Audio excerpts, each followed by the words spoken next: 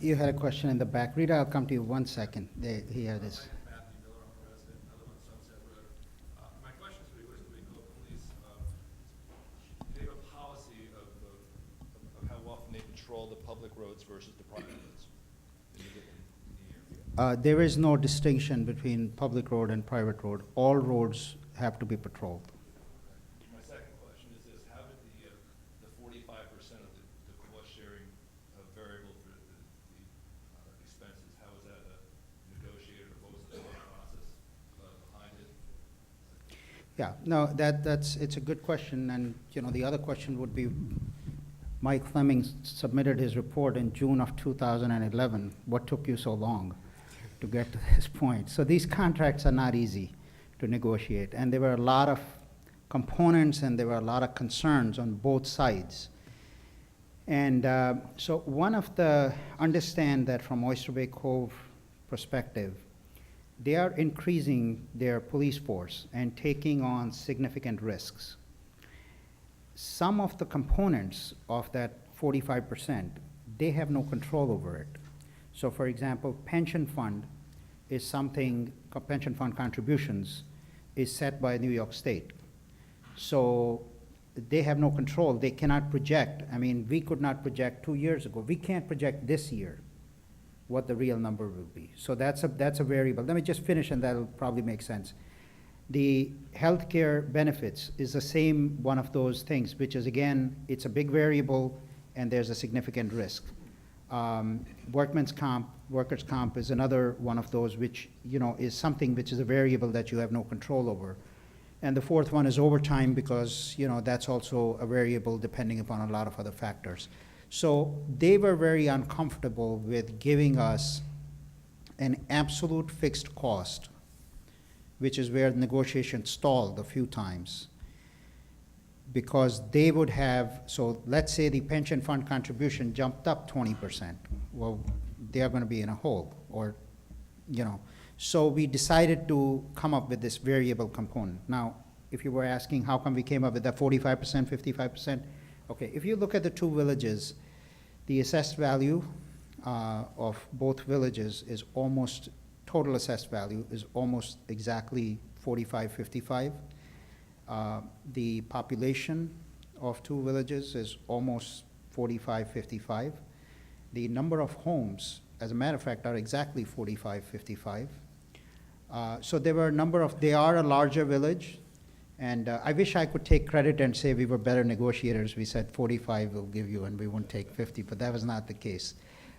So if you look at those parameters, it made sense, and also that was part of Mike's report that would be kind of the fair number. Did I answer your question? Specifically, thank you. Okay, Good job. good. Rita? Rita does not need microphone. I think I speak loudly enough. I'm going to make a couple of assumptions. I'm going to make the assumption that since Oyster Bay Cove has all its little nooks and crannies like Laurel Hollow does, it's probably a good idea, and I'm assuming it was planned, that the officers should have an opportunity, because it's very possible some of the Nassau County officers didn't even know you have to get onto Harbor Road to get up 428 Harbor Road, because you can't get in through the Cedar Field blocked off small cul-de-sac. Mm-hmm. So I can understand the concerns of the people living up over there. I am curious about the responsibilities of the chief, because we had our own police force, and we had issues with those responsibilities for those of you who lived here during that. And so one of them being that the chief didn't do tours. So I think that we ought to know maybe a little bit more about what perhaps the trustees know and the officers here know about some of the plans, since it was referred to, we did have our own police force, which was great, but there were issues.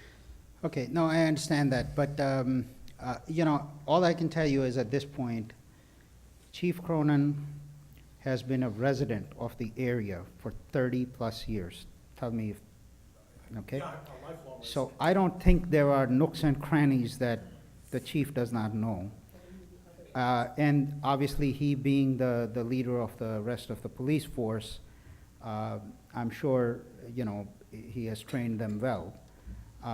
But again, as we get into it, I think, again, we all agreed right from the beginning, it'll be a good idea to do the orientation, which I'm sure the chief will spend some time in making sure that any of the other officers who don't know those nooks and crannies are introduced to the area.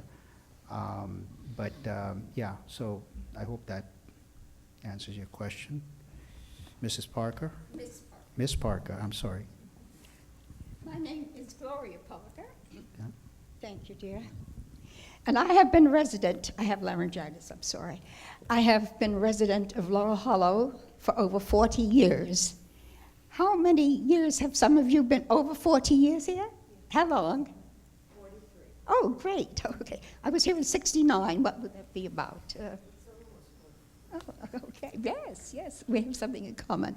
At any rate, I have been in the public eye, as some of you know, since the age of 5 when I gave my first concert at the Academy of Music. I play 7 instruments and have a very exciting book. Many of you have seen me on TV, and I know many of you too.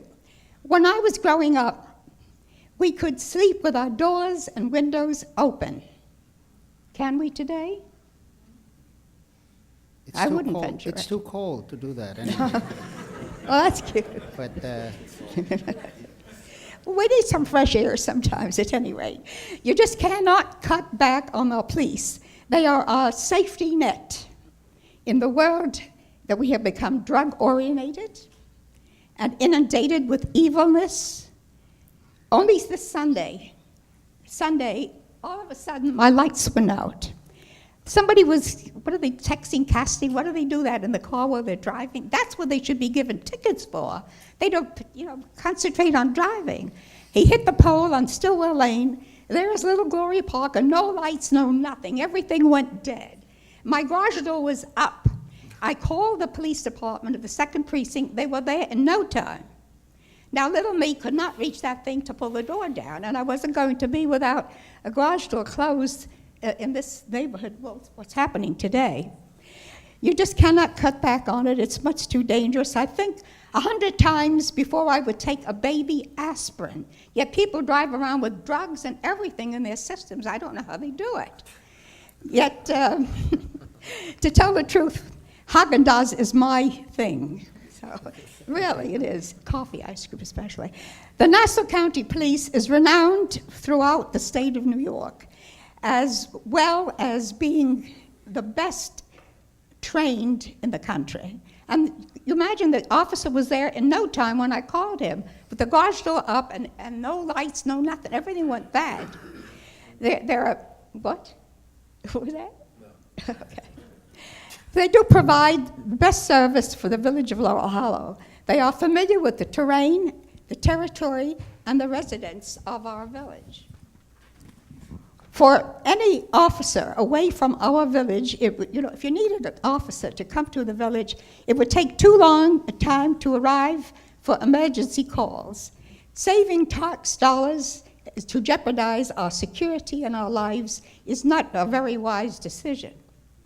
Replacing the police department is a Band-Aid, really, it's like a Band-Aid on your hand. Going from the frying pan into the furnace. Please, don't let that happen. We need our police. They do come so quickly. I know, I'm just a little girl, and some of the things that happen, only this Sunday, hitting the pole, and we were all Yep. in No, blackouts. I appreciate your comments, Ms. Parker, What? but I hope That- so, I hope so, I hope so. thank you, Ms. Parker, but, Also, very fortunate that she lives on Stillwell, yes. which is the one street that Nassau County Police do know, because they go up and down that constantly. And she's got a wonderful person over there that gives out more tickets than, Yeah. so, no, Okay,